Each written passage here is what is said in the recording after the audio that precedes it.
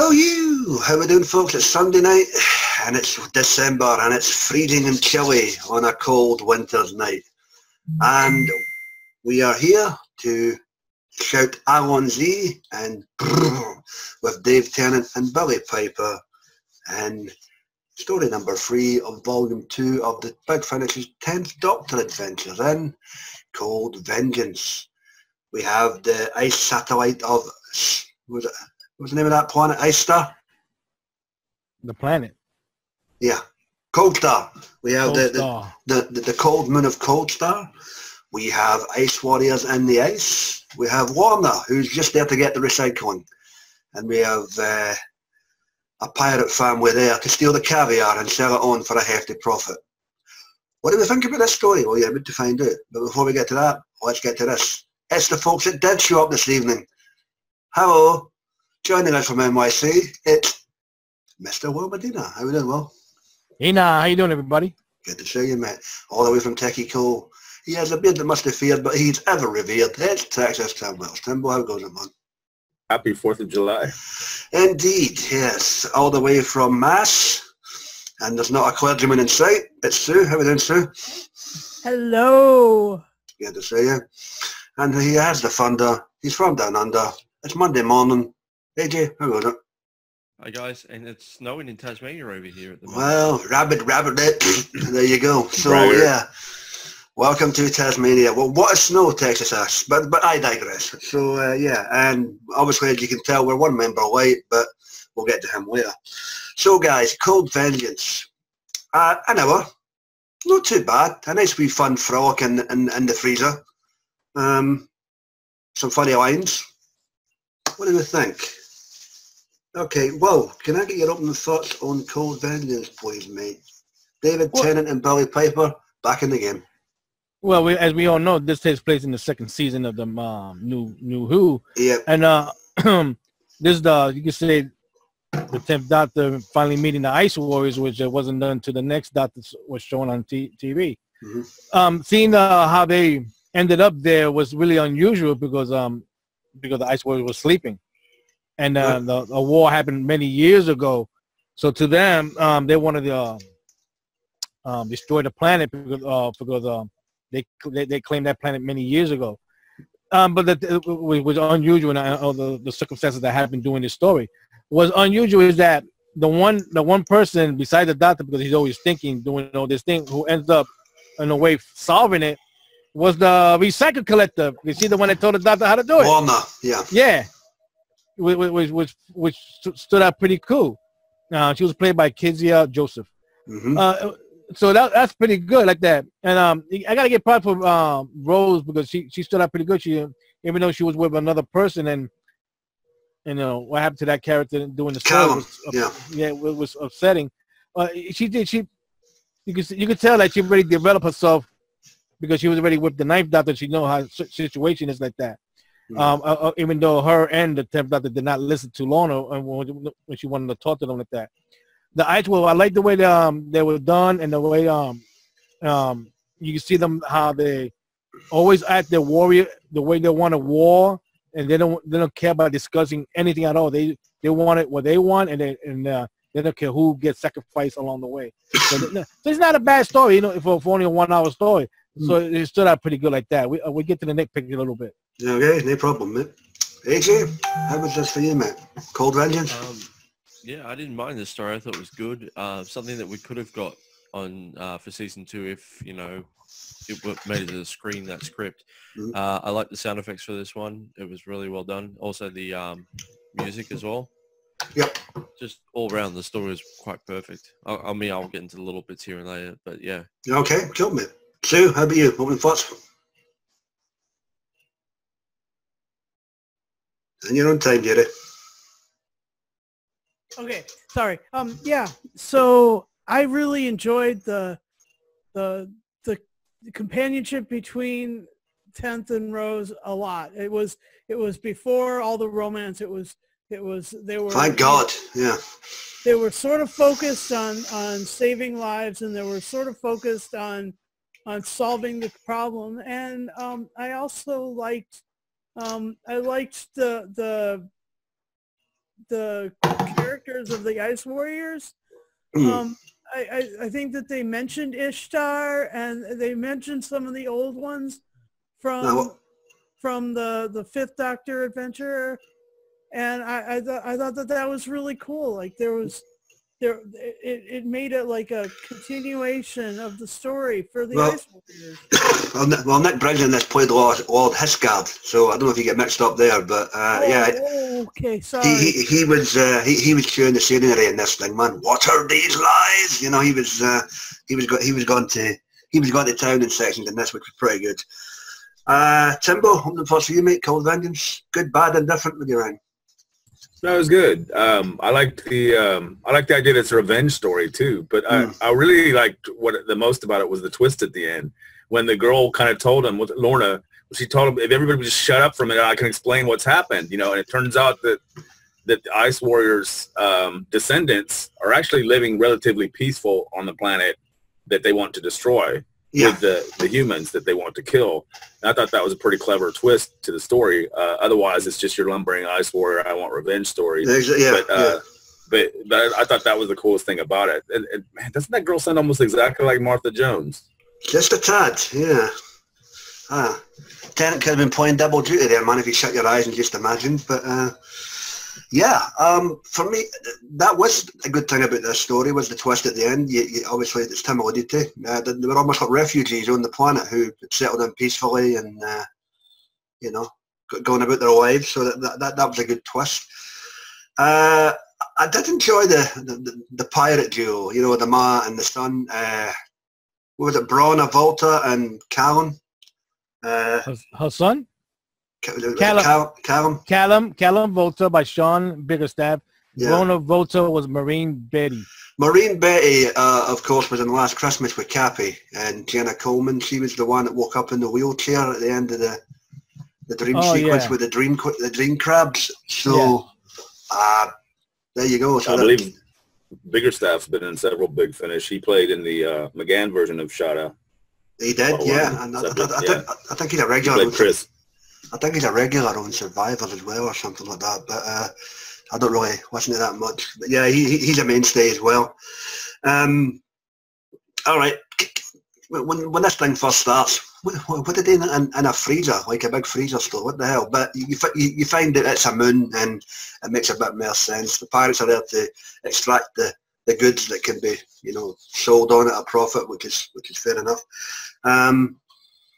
We shout out for the poor wee shiny robot that got its head decapitated, man. The wee management thing, it was always doing its job, and it almost turned out like handles by the end of this thing. So unfortunate, but there you go. No, but I enjoyed this. It's only an hour. It's fun.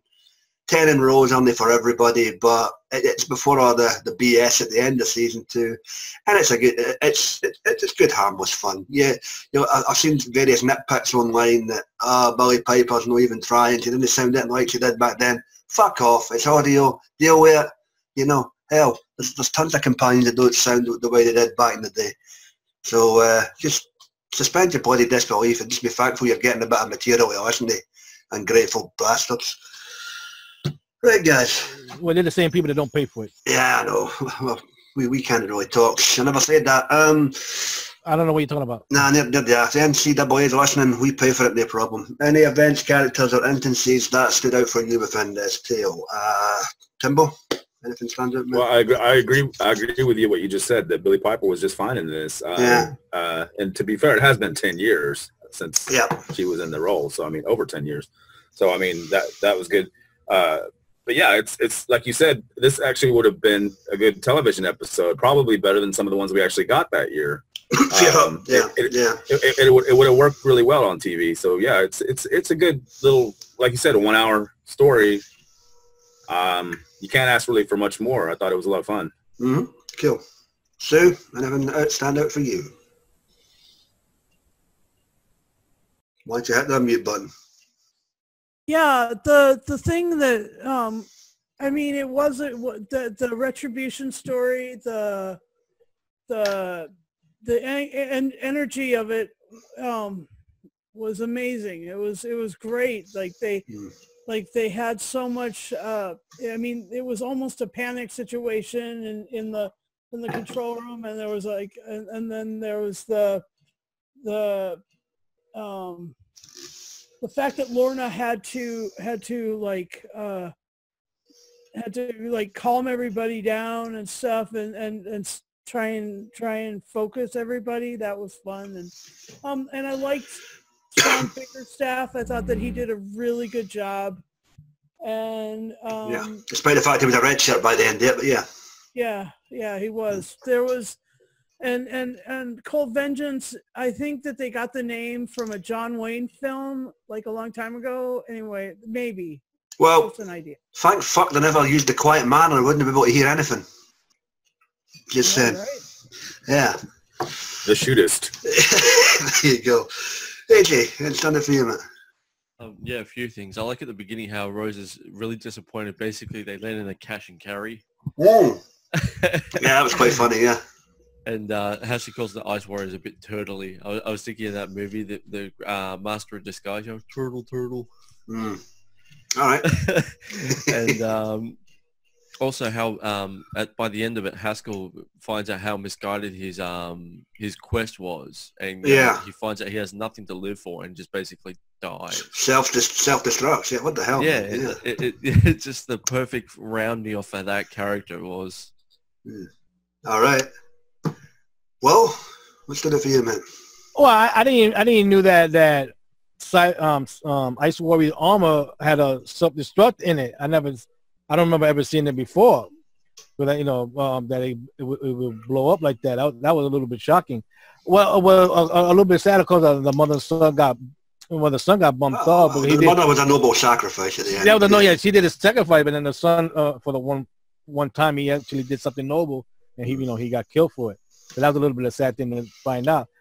You gotta give Lorna a little bit prop because she tried so bad to want to get out of there, and she ended up like almost being a hostage in one chapter, and then helping solve telling the Ice Warrior that there are people living still on that planet. So you gotta give a props for that. You gotta give props for David Tennant for continuing doing Big Finish because him having such a busy schedule, at least he was able to continue to do a Big Finish once a year like that. So you gotta give him props for that. You gotta give him props. Yeah. All right, cool. Sue, you hand up? No, I was just thumbs upping. What all right, fair dues.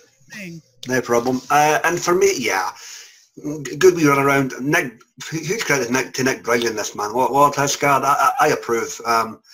With regards to Will's point with the self-destruct thing, I think these were based on the Ice Warriors we got once they came back on TV for Cold War. So unless there's something in the new suits with that design we got, I don't know. I mean, yeah, you're right. It's the first time I've seen that myself or heard that, as the case may be. But what the hell, everything improves with time, as they say. Vona Braun, was it? The mother pirate?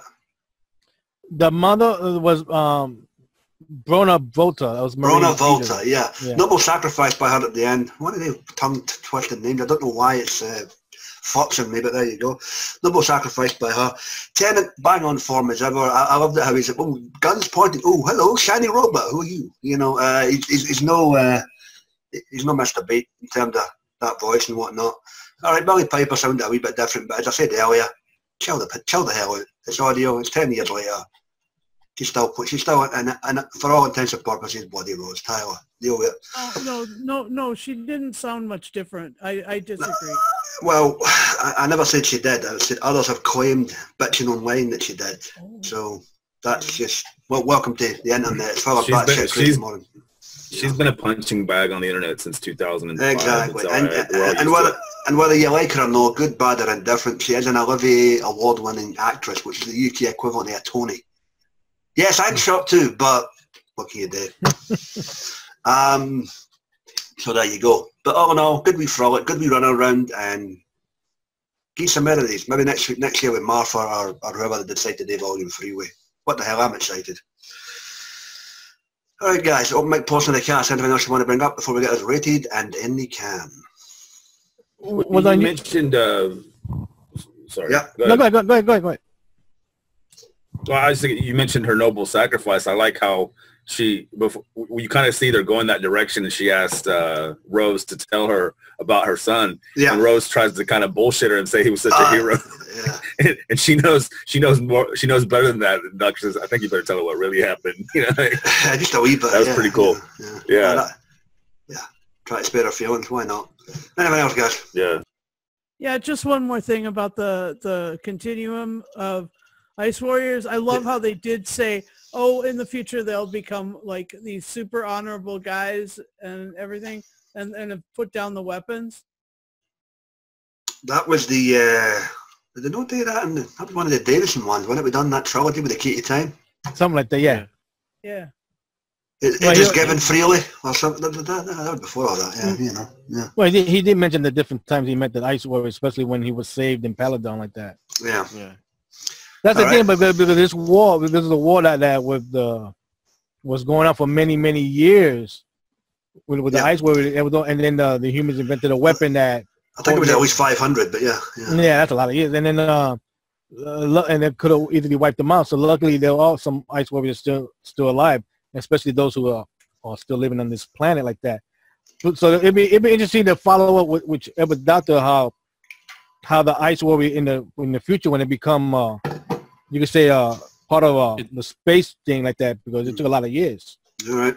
Cool. Well, the ones that were on Peladon were actually noble ambassadors. It may be in the Doctor's past was their future, you know, that kind of thing. Yeah, like that. Yeah. One of those ones. It's never linear, as we keep saying. Yeah. Anything else, guys? I liked all the puns in this story, you know. For now, play it cool, and I'm yeah.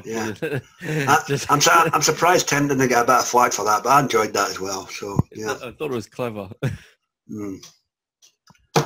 All right, well, if we are done here, guys, I guess it's that time again. To enjoy the holidays with a nice lady that has peanut butter legs, which is smooth, creamy, and easy to spread. I have one of those. Don't talk about your wife that way. What the hell, would you? You just got recorded saying it, too. She never watches this. Cold Vengeance. 10th Doctor Adventures, Volume 2, or Season 2, however you want to interpret it, Story number 3. David Tennant and Billie Piper. All right. Sue, what do you get out of 10, dearie? Well, because I love it, I'll give it a 10 out of 10. Wow. Welcome to December, kids. Thank you. AJ, what's the number from down under? I'm going to give it a 9.5 out of 10. It was a good story. It wasn't overly perfect. A little bits that were wrong here and there, but it was still a really good story. Well, that's the what do you bring them off for? No. I'm just saying, like, little bits here where the Ice Warriors were choppy and changing sort of through the story. All right, fair dues. Okay, you could have been the anti-Philip, considering there's no here. Timbo, what do you give us out of 10, man?